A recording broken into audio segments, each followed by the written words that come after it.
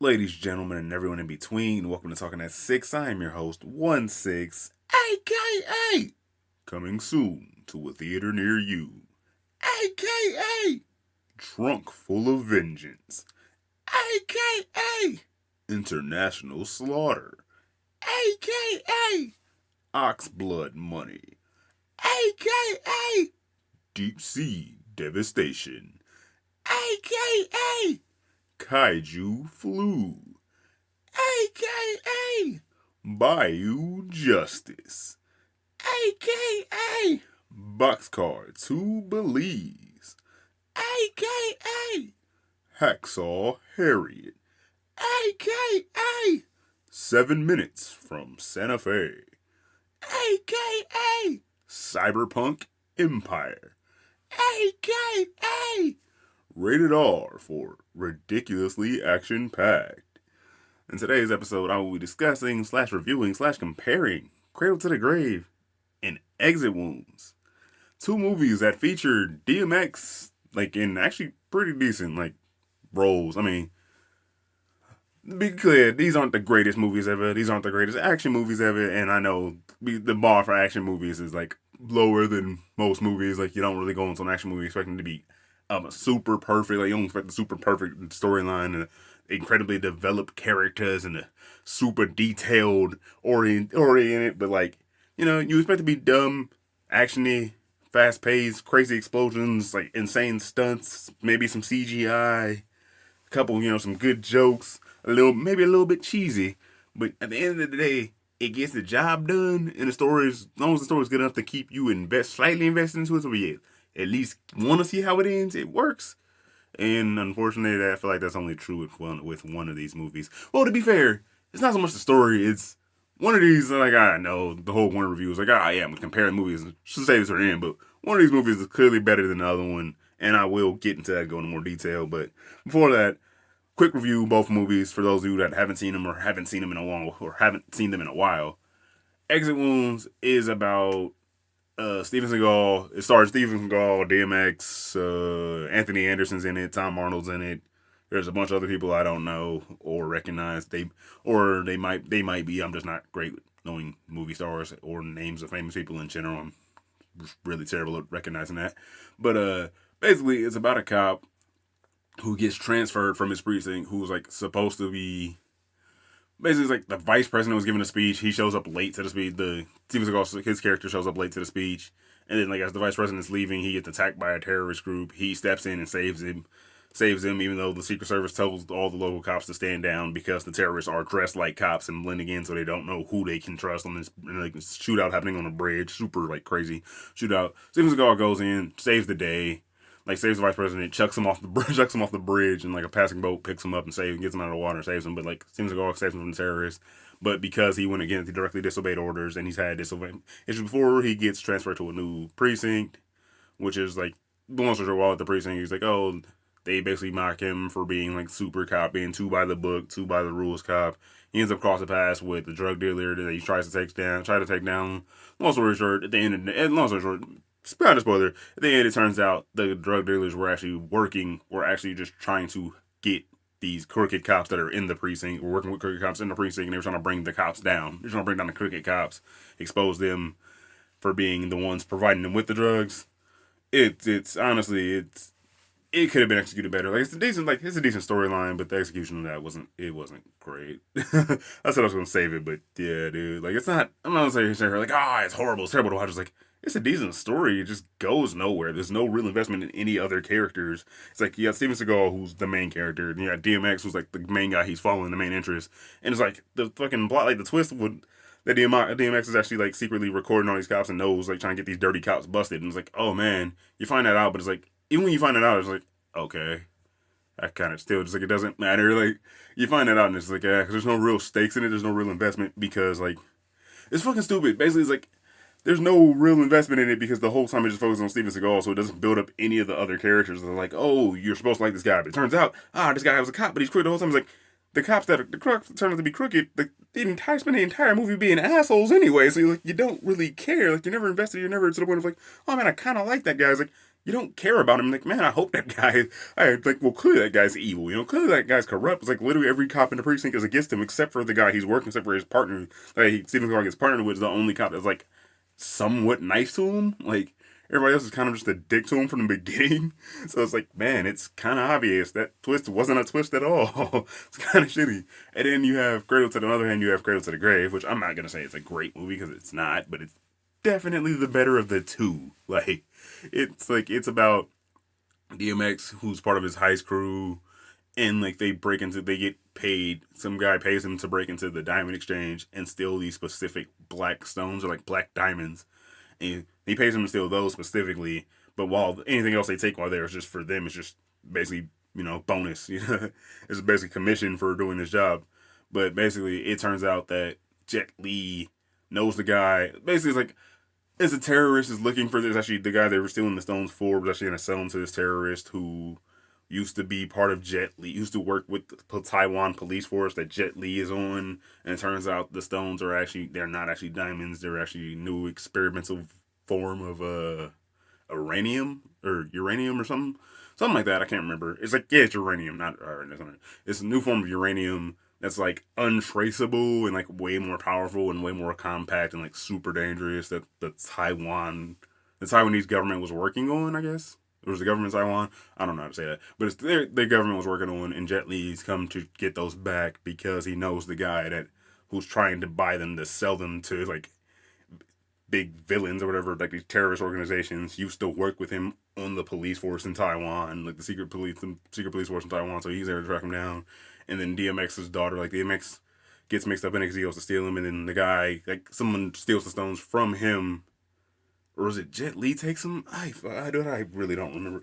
Some dude like steals the stones from them, or they sell them to the wrong guy or something. I'll be honest with you, I'm blanking on what happened. But long story short, the main guy that Jet Li's tracking ends up kidnapping DMX's daughter, make him give him the stones, but DMX doesn't have the stones because someone stole the stones from him, so now they have to steal the stones back to give them to that guy, but the main villain ends up getting the stones back himself, so now it's just a battle to get the stones. Jet Li wants to get the stones from him so he doesn't destroy the world, and DMX is trying to get his daughter back.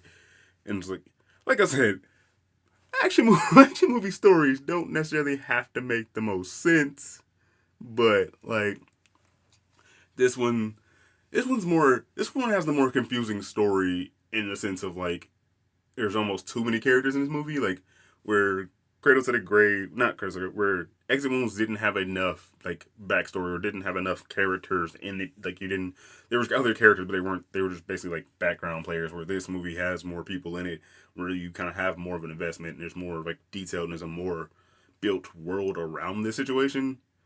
It's almost like the main story itself is slightly too confusing. Like what it boils down to is the stones they went to steal turns out to be actual like uranium that the main villain wants to take and turn into bombs.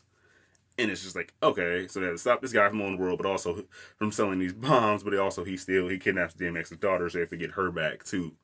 And that's pretty much the plot of it. And like it makes like at the end of the day, it's like okay, it boils down to like DMX and his high crew end up working with Jet Li because they even though they're on opposite sides of the law, they want the same thing in the long run.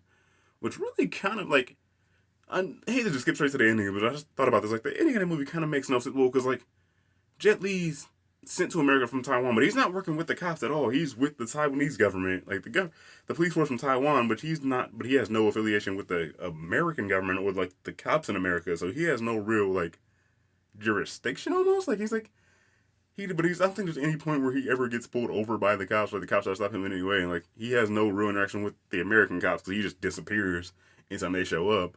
But also DMX is like part of a heist crew that's wanted by the police and constantly getting chased by the cops, and it's like it's kind of stupid.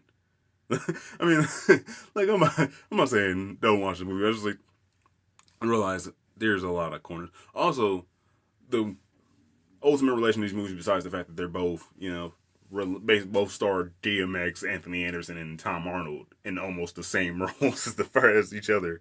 They're both directed by the same guy, and he also directed Romeo Must Die, which I haven't seen that one, so feel free to roast me in the comments for that. But I've never seen Romeo Must Die. But yeah, this guy directed all 3 movies, and it's just like from what basically compared to like Exit Wounds came out before I think Exit Wounds came out before Cradle to the Grave, and it's like pretty obvious. Like not just like not just like, oh yeah, timeline wise, like the style, like the clothes and like the cars and like the technology as far as like filming it went and like video quality, but also just like this, you can tell like this movie is like way more refined. Like there's more investment into like not just, oh, we got like this one where Exit Wounds is all about basically just all Steven Seagal and like you follow him and DMX is kind of in it. This one, DMX is more of a main character and Jet Li's kind of like taking a backseat where it's like he's still starring, like he's still a starring role in it, but he's also clearly taking a backseat to DMX. And that might just be because Jet Li's English isn't the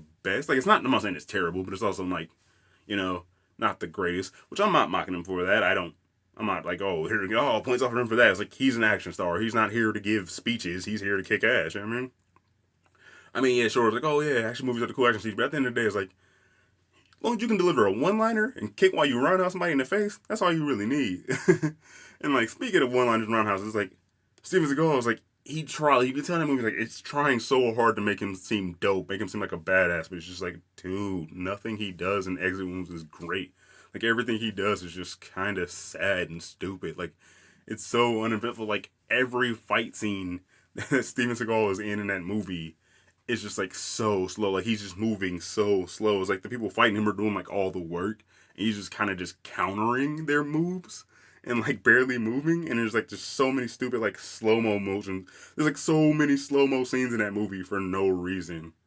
like there'll be like there's one where like they like DMX like throws these like pipes at somebody or like throws them like slides his shelf over and like the pipes go in slow mo, like they duck them in slow mo and then moves like I don't know. I didn't bother looking up when this movie came out, looking at the years, but I think either this is like highly inspired by The Matrix or just the idea of like, oh, slow mo in action movies looks awesome. But it's like, yes, it does in the right moments, in the right intensity action moments. But like the slow mo that's used in most of these movies, most of the scenes in this movie are so unnecessary and just like not used well. Like there's one where it's like a fight scene with Steven Seagal, and like dude goes to kick him in the face. Steven Seagal like leans back slowly, bends down. Like he first off he moves slowly and it's in slow mo, but he leans back to duck the kick and then like leans back up, and that whole thing is in slow mo. And it's like, bruh, you could have cut half of that. Like part of that could have been slow mo, cool, but like all it didn't need to be slow mo.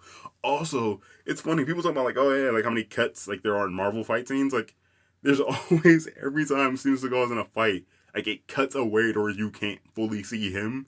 It's like so he clearly had a stunt double come in. It's like, no, we're wrong. Pretty sure Steven Seagal is up there and getting up there in age at this point, but it's also like every fight scene it cuts away from him during the fight. It's so fucking stupid, dude. But but also like it's just like I was like compared to Jet Li, like Jet Li's fight scenes, like Jet Li's fight scenes, like Jet Li's doing minimal movement too, but he's not like minimal movement as in like, oh god, he's old, like he can't move this fast, he can't put that much movement. Jet Li's fight scenes are like the minimal effort because like it shows that he's a better fighter than the person that's fighting him. Like he shows he's more trained, like he's more skilled fighter. That's what I was looking for. He shows like it's almost he's a more skilled fighter. Like there's one scene like he has his hands in his pocket in his jacket and he's only using his legs to fight this guy. Like he's only using kicks to counter, to block and counter and like fight the guy he's fighting. It's like he's using way less energy than the guy he's fighting, and that's not Jet Li can't move. Like he's dude can't move. It comes off as more of he's like just way more skilled at like saving energy and conserving his energy and not burning out and just going full burst, like fighting going full on into like the first I'm just fully committing to one knockout strike where he's like, okay, he's like this fight might take a while using endurance, saving endurance, you know. But also Jet Li has a fight scene like Cradle there's a fight scene where Jet Li's in like a cage fight. Like, Tom Arnold has to enter him. He's like, oh no. Like yeah, he enters like, oh yeah, this is last minute contestant, blah blah blah, number 12. And he's like, oh what? I was like, oh, I'm not here to fight. And Jet Li's like, I'm not here to fight. I'm like, no, don't worry, you don't have to fight. I just told him that so they wouldn't throw us out. And then eventually like because they're looking for a guy because like, oh that's what it was.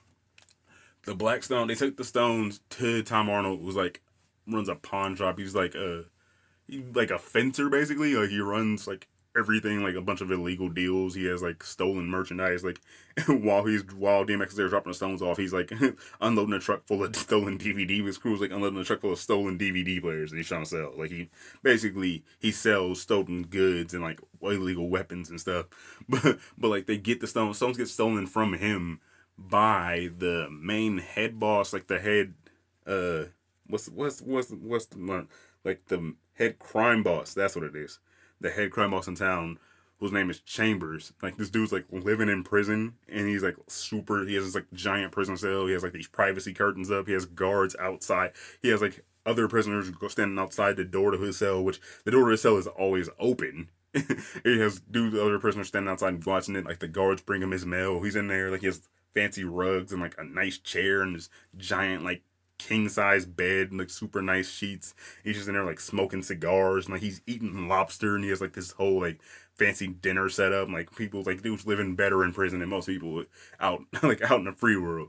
But yeah, like he sends goons to Tom Arnold's place to like steal the stones. They rough him up to the stones, and him and Jet. So Tom Arnold and Jet Li goes to the illegal fight to try to figure out, because they assume that since he works for Chambers, the guy will be there watching the fights. He has money, so they they go there to try to find the guy, because all Tom Arnold can remember about him is the guy's pinky ring. Which I'm go ahead and put this out there. It's not even kind of. It's a straight up racist moment in this movie, but it slides because Tom Arnold's funny, but it's also like, yeah, the time period, you got away with that one.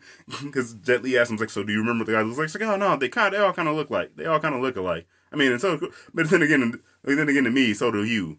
So do all of you. Like referring to, first off, the first one was referring to saying all black people look alike. Fuck you for that one. Second off, he was also referring that all Asian people look like, and he said it to an Asian guy. Also, fuck him for that one. But clearly, that was clearly.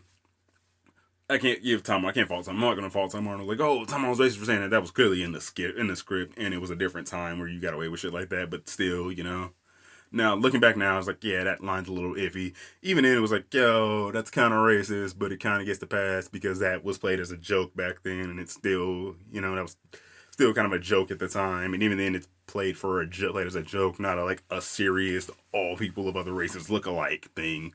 But yeah, so basically they were like going through and he's trying to like checking like everybody is there looking at their pants, trying to check their pinky rings, and eventually Jet Li gets called in a fight. And he's like, I'm not trying to, I'm not fighting, I'm going in. He's like, no, they force him into the cage, and then the guy like starts attacking him, starts coming at him, and like he keeps ducking all the strikes. Like it's like a early UFC like MMA fight, and he's like ducking all these fights. Also, the fight before Jet Li's fight, fucking Chuck Liddell's in it. So it's like it was around that time frame where like you thought mixed martial arts, you thought Chuck Liddell. Fucking Chuck Liddell was in How High when they're having that party with Cypress Hill, and I Need Money's DJing for him, and then like dude comes in, like the dudes come in from the what's his name? The dudes with the frat come in to fight because their party's not as good as it, because their party's better than theirs, and they start fighting, and that fight breaks out, and everything starts going crazy, and click, click, boom's playing, and it just cuts like back to the middle of the dance floor, and just like a full-blown MMA fight going on in the middle of the party. It's fucking Chuck Liddell. It's like, basically at this point, this is the point in time where like you needed a mixed martial arts fight in a movie, you needed somebody like UFC, you wanted crazy like UFC fights in a movie, you got Chuck Liddell. And it's awesome. But yeah, so like the first fight before his Chuck Liddell, and like Jet Li's like ducking and like trying not to fight. And he's like, you know what, I quit, you win. And like the ref was like, no, there's no quitting. He gets back in, get your ass back in there. And like makes him fight. And then so eventually like all the dudes, he like grabs the host and like throws him at the guy, and like all the fighters rush in trying to fight Jet Li. And he just like fucking, he has one on like, it's like 6 dudes trying to fight him. And he just like slowly takes them all out. It's crazy. He like super nuts. He like rips this one guy's earring out, and like he does all these like crazy like roundhouses and shit. And there's like this one where like he hooks this guy, like he grabs him like under his ribs, like he like reaches like under the dude, like under dude's bottom rib, and like hooks it in, and like almost like dude, looks so brutal, looks so gross. Speaking of fighting multiple people at once, in one of the early scenes in Exit Wounds, when Steven Seagal like they give him after what happened at the with the vice president on the bridge, they order him. They transfer him to a different prison, but they also make him go to anger management classes.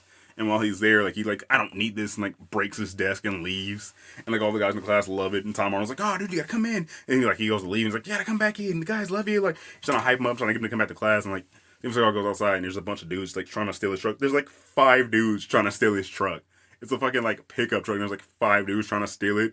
It's like, did you really need the whole crew to steal one truck? Like, it's not even like super crazy, but yeah, like he ends up like fighting all the dudes at once. Like one of them pulls out a gun, and then like the rest of them just like come at him with their hands or like crowbars or something. He beats them all, but it's like the way he does it, like this so unlike that scene compared to what Jet Li does it's like night and day, dude. Like that Steven Seagal fight is so boring compared to it. And like, granted, like it's not even like Jet Li fight has like super like hype up music behind it, and like it's all these like cage fighters and it's like it's super intense and it's played up and they really play it up. But it's like it's almost the same. Like it's a similar situation where it's one guy versus a bunch of different guys.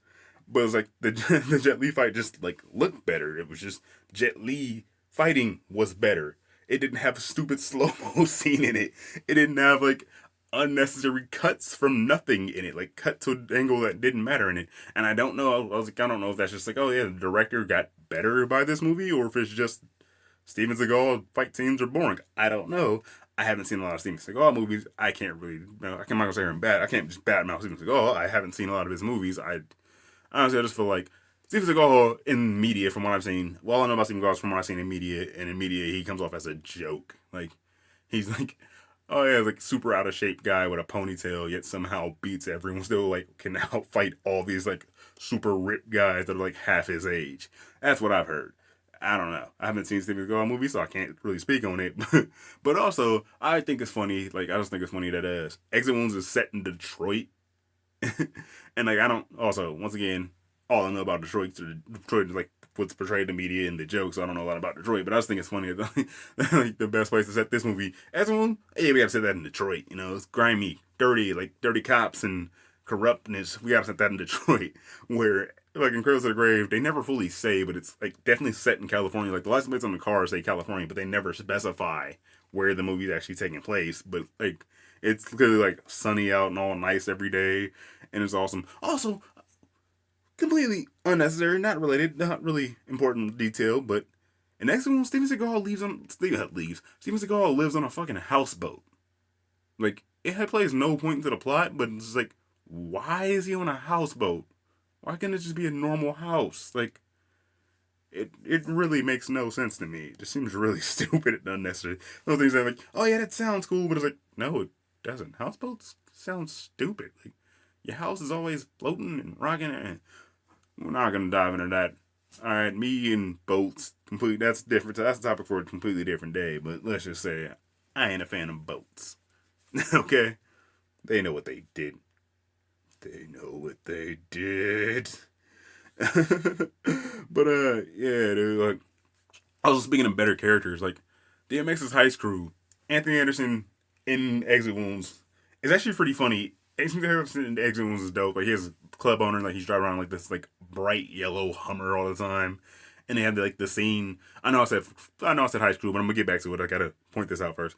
The scene where they go to the car dealership, that fancy car dealership, and there's like there's a Bentley, there's a Phantom, there's like a Lamborghini, and like Anthony Anderson gets in the fucking Bentley and turns like puts a tape in that he's just carrying with him, and like turns the music up, and he's just super loud, and like the salesman's like, sir, you have to turn that down. Like you can't, you turn the music down, and like yelling at him. It's like, fine, brother, no need to shout. You just gotta ask, you know.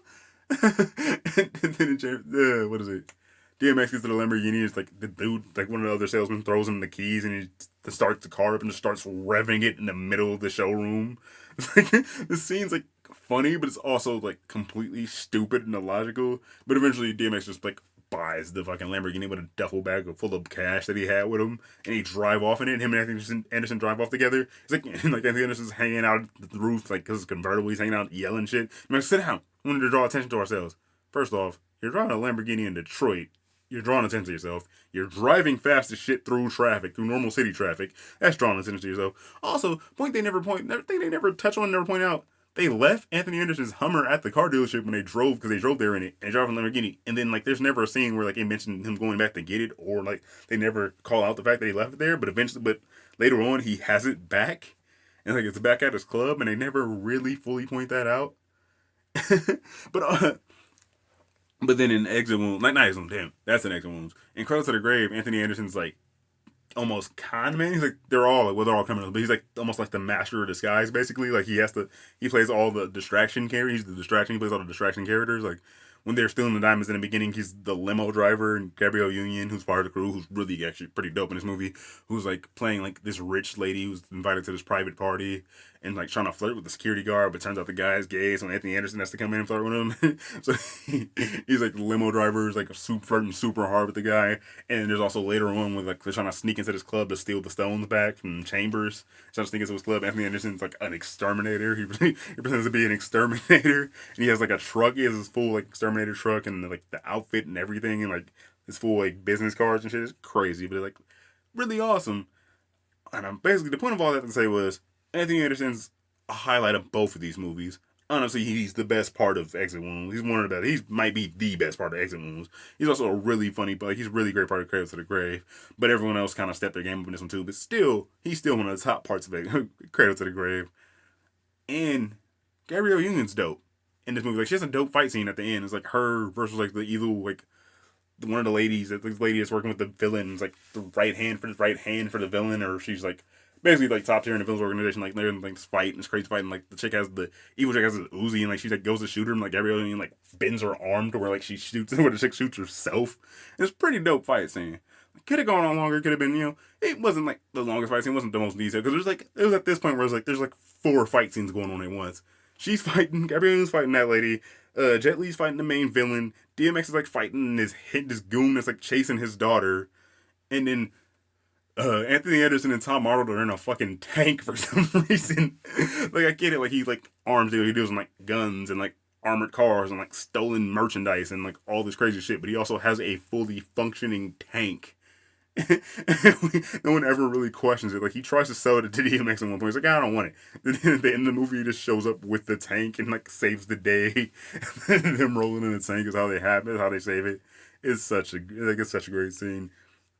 But then also like during Jet Li's fight scene, like the villain or whatever has a nuke that's like it's more powerful than 2 Hiroshimas. Like it's like 2 Hiroshimas. Like it's more powerful than the bomb that was dropped on Hiroshima. It's 2 times more powerful than that.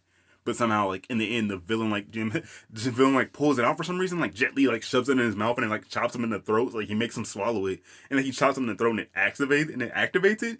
But when it blows up, it only kills the villain. Like, it doesn't, like, level the building they're at or completely destroy their city or kill literally anyone else in that area. It, like, dissolves the villain. Like, it goes off and only, like, dissolves the villain. So somehow that explosion was completely contained inside the guy who ate the bomb. And it makes absolutely no fucking sense whatsoever. And it's like, yeah, I get it, action movie logic. It looks cool, but it's like, that one, and I know it was like, that's the thing that's wrong with you. It's like, yeah, I know there's a lot of other dumb shit, but that one really got me. That was the most extreme case of it. There's a lot of other shit that like, okay, that makes no sense. That's kind of ridiculous. This makes absolutely, like, that city should be leveled. But because a guy ate the bomb, it didn't do any damage to anything else. Makes absolutely no fucking sense whatsoever, dude. It's so stupid. But I will highlight one of my favorite parts. So basically, one of my favorite parts. It's literally the entire reason why I watched. Because I saw Exit Wounds as a kid, and it's the only reason why I actually wanted to see this movie was one because DMX is in it. But in the trailers, they use the song "Ain't No Sunshine" by DMX, and like that song is really dope. And I was like, the only place I had heard of that song is the only way to see that song. I was like, oh, dude, that song's in that movie, and DMX is actually acting in that movie. Man, I really want to see that movie. The song plays in the movie for like 20 seconds. Great song, barely in the movie. DMX in the movie wasn't terrible, but DMX in the movie wasn't terrible. DMX's acting in both movies is actually pretty decent. It's pretty convincing. Like, he's convincing as, like, especially in Cradle to the Grave, he's really convincing as, like, a dad. Like, he's convincing that he really does care about his daughter. He's actually, like, willing to do whatever it takes to save her. And he plays that role really well. Exit Wounds, he's barely in it, but, like, the things he does is, like, okay, it's kind of believable, It's, from what I've seen, also, I've never seen Belly. Go ahead and put that out there. I've never seen Belly, but you compare that to clips from Belly, and he's better in Exit Wounds than he is in Belly. Like, Belly seems super rough. Like, he didn't know what he was doing, but they just kind of went with it and just, we'll make it work and just went with it. Whereas in Exit Wounds is like, they played to his strengths and didn't, like, he doesn't have a lot of speaking roles. He's not overly, like, featured in the movie. He's not in too many scenes, but he does, like, hold his own in the scenes he's in. He gets his point across. He doesn't feel like super out of place. He also has that one super badass scene where like, he ties his belt to a shotgun and like throws it up in the air and pulls it down with the belt and it shoots the guys and shooting dudes across the room while he's like hiding in cover. That scene's pretty dope. And then in Cradle to the Grave, like Yeah, he does kind of yell a lot of he yells a lot of his lines, but it's also DMX is what you want from him. It's like you don't want to see who wants to see DMX being like super calm and serious and ooh yes, calculated mistake. Nah, man, you want to see DMX guns blazing, screaming, "Arr, arr, arr, arr, get at me, dog!" You know, this is not a fucking game. I mean, let's be real. You see DMX, this is what you want. You want DMX yelling. You want crazy DMX. Sorry about that, guys. I probably should have warned you before I did that. Sorry for your ears. But like, you see DMX in the movie, you want crazy screaming DMX. But also back on the track of soundtracks, Cradle to the Grave starts with the song "Go to Sleep" by Eminem. But Eminem, what is it? It's Eminem, Obi Trice, and DMX. And like I saw this on YouTube, pop up on YouTube forever, like all the time. And I was like, this isn't a real song. I thought it was one of those cases where like somebody just took a random beat, took random verses from Eminem and DMX and put them on a song together. So I say Eminem and DMX in a song together. When in reality, it's a real song and it's actually pretty fucking dope. But it's like it's one of those classic cases of this was a soundtrack song. The song only exists for this soundtrack and nowhere else. And then like you won't find it anywhere. Much like the song "Off the Wall" by Eminem and Redman, which was on the soundtrack for the Nutty Professor 2, which let's be honest, you probably haven't. If you're not sure, like unless you're super hardcore into Eminem or Redman, you probably haven't heard it because it's not. Like I said, it's not on either one of their albums. It's on the Clumps. It's on the Nutty Professor 2 soundtrack. And who the fuck was listening to that? But I highly recommend checking it out. It's a great song. They both go really hard on it. They both fucking come in swinging. And it's even doper because like it's Eminem was heavily inspired by Redman, you know? So it's Heroes 2 on the track together, which I love both of them as artists separately and together on that song. It's amazing. I love it. But also, speaking of Redman, coming up on 420, if you're a fan of the Versus battles, which who isn't, man? They've been great. On 420, there's Method Man. There's gonna be a Method Man and Redman versus battle. Method Man versus Redman on 420, which is like, come on, man. Like they're heavyweights. They're greats. That's gonna be all. It's gonna be all love. It's not gonna be like an intense rivalry, but it's like that's gonna be a dope show, man. You got both of them together on 420. You know that's gonna be all love. That's gonna be a great time. Both of them have mad hits under their belt. So to see those two like together, it's gonna be like a lot of them more like the Battle of the Bay was Too Short and E40 wasn't even really a versus battle. It was just them going back and forth on tracks, just having a good time, drinking together, and just dancing. We got Wave. E40 got Wave Swilly. Was having a good time out there cutting up. It was hilarious. It's like the DMX and Snoop. Speaking of DMX, the DMX and Snoop Dogg versus battle, where like they were just having a good time and like ended the battle, like them just freestyling and shit. They were just kicking it and chilling, playing songs. Like, oh man, I'm a fan of you. I'm a fan of you. And it's both there vibing and playing songs. It was great. So to see that happen with Method Man and Redman, that is gonna be awesome. I highly recommend checking that out. Definitely need to look into that one. I'm gonna try to remember to watch that because that's something I definitely want to see. It's gonna be great. But yeah, I guess I kind of lost the track there. Basically, my point is, if you really shouldn't, you don't need to. It's completely unnecessary comparison. But if you're ever wondering, Exit Wound versus Cradle to the Grave, definitely the much better movie. Even though DMX is pretty dope in both of them. The Cradle to the Grave is definitely the better movie. It has the funny part at the end, during the ending credits, where Tom Arnold and Anthony Anderson are talking to each other and basically like are talking to each other about Exit Wound, like almost. I remember those two guys from that other movie, Exit Wounds, and like basically talking about themselves in that, but like referring them as different, like as not clearly not saying it to them, like referring them as characters. Like, oh yeah, those guys were great in that movie. Oh man, unfortunately I heard they're both gay. Like, oh man, it's just like hilarious ending credit scene. It's great. It's definitely one of the highlights of the movie.